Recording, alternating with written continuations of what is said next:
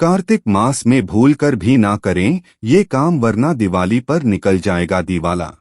कार्तिक महीना 18 अक्टूबर 2024 से शुरू हो रहा है और 15 नवंबर 2024 को समाप्त होगा। शास्त्रों में कार्तिक मास को उत्तम मास बताया है क्योंकि इस माह भगवान विष्णु निद्रा से जागते हैं। स्कंद पुराण के अनुसार भगवान शिव और माता पार्वती के पुत्र कार्तिकेय ने तारकासुर का वध भी इसी माह में किया था, इसके लिए इसका नाम कार्तिक पड़ा। साथ ही भगवान विष्णु नारायण रूप में धरती पर जल में विश्राम करते हैं। इस मास में पवित्र नदियों में स्नान, दान, उपासना, हवन आदि करने के विशेष महत्व है। कार्तिक माह में ब्रह्मा मुहूर्त में स्नान करने से धरती के सभी तीर्थों का पुण्य प्राप्त होता है। पद्म पुराण, नारद पुराण और स्कंद पुराण में कार्तिक मास का विशेष महात्म्य बताया है। इस मास में की गई प्रार्थना सीधे देवों तक पहुंचती है, इसलिए इसे मोक्ष का द्वार भी कहा गया है।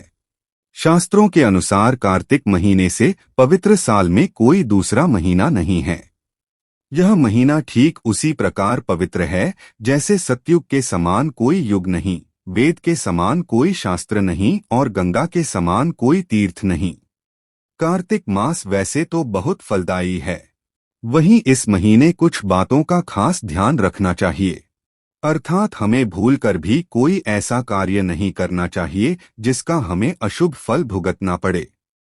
प्रिय मित्रों, वीडियो में आगे बढ़ने से पहले मेरा आप सभी से अनुरोध है कि अगर आप लोग भी चाहते हैं कि भगवान विष्णु और माता लक्ष्मी का आशीर्वाद आप लोगों पर बना रहे तो इस वीडियो को एक लाइक करें, हमारे चैनल को सब्सक्राइब अवश्य करें और बेल नोटिफिकेशन अवश्य दबाएं, ताकि हमारी हर आने वाली वीडियो का नोटिफिकेशन सबसे पहले आपको मिल सके।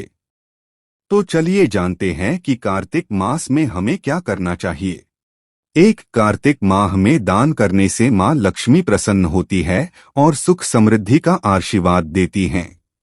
माना जाता है कि कार्तिक माह में किसी गरीब या असहाय को अन्न, धन, कंबल का दान से साधक को पुण्य का प्राप्ति होती है। 2, कार्तिक मास में गरीबों को चावल का दान करना चाहिए। ऐसा करने से चंद्र दोष दूर होता है, साथ ही चंद्रमा ग्रह शुभ फल देता है। 3, कार्तिक माह में भगवान विष्णु का स्वरूप माने जाने वाले शालिग्राम की पूजा लाभकारी मानी जाती है। साथ ही इस माह में प्रतिदिन गीता पाठ को भी शुभ माना गया है। 4, कार्तिक मास में दीप दान करने का भी विशेष महत्व है। शास्त्रों में बताया गया है कि कार्तिक मास में किसी पवित्र नदी, पोखर, तालाब आदि के पास जाकर घी का दीपदान करना चाहिए। ऐसा करने से व्यक्ति को पुण्य मिलता है। 5, कार्तिक मास में तुलसी पूजन का भी विशेष महत्व है। शास्त्रों के अनुसार इस महीने में रोजाना सुबह शाम तुलसी में घी का दीपक जलाना चाहिए। साथ ही इस महीने में तुलसी का सेवन करना भी शुभ माना जाता है। 6, कार्तिक मास में रोजाना गुड़ का सेवन करना चाहिए। साथ ही इस महीने गुड़ का दान करना भी बहुत उत्तम माना जाता है। इसके अलावा कार्तिक में बैंगन और करेला खाना मना बताया गया है। 7, मान्यता है कि कार्तिक माह में भगवान विष्णु नदी में निवास करते हैं। ऐसे में कहा जाता है कि सुबह ब्रह्म मुहूर्त में उठकर नदी में स्नान करने से सुख समृद्धि आती है। अगर नदी में स्नान नहीं कर सकते तो नदियों का जल पानी में मिलाकर स्नान करना चाहिए।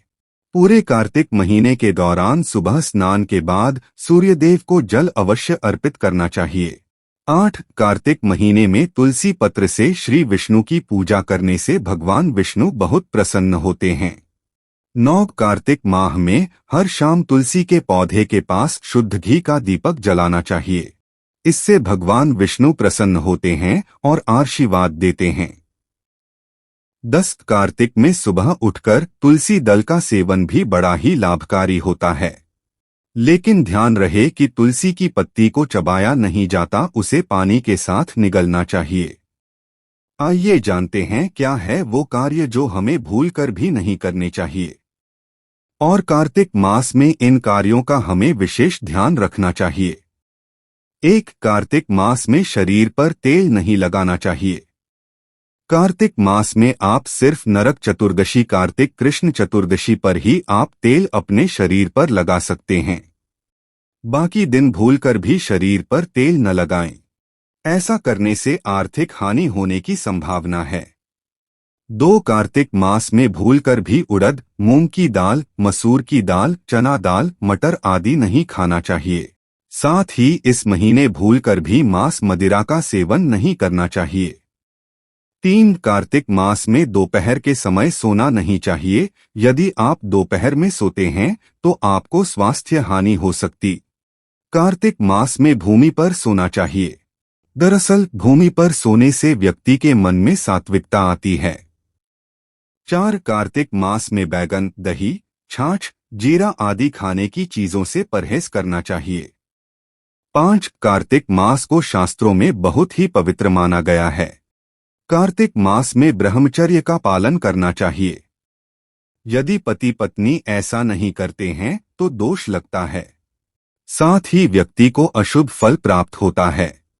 6 जीरा स्वास्थ्य के लिए लाभदायक होता है, लेकिन कार्तिक के महीने में जीरा खाना नुकसानदायक हो सकता है।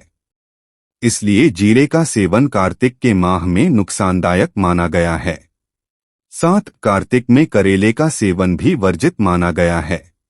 करेला वातकारक यानी वायु बढ़ाने वाली सब्जी मानी जाती है। साथ ही कभी कभी इसमें कीड़े भी लग जाते हैं। इसलिए ऐसा माना गया है कि कार्तिक माह में करेला खाना हानिकारक हो सकता है। दोस्तों, आज की हमारी वीडियो आपको कैसी लगी हमें कमेंट करके बताएं। अगर आपको हमारी वीडियो अच्छी लगी हो तो कमेंट बॉक्स में जय मां लक्ष्मी जरूर लिखें। भगवान आप सब पर कृपा बनाए रखें। जय श्री कृष्णा दोस्तों।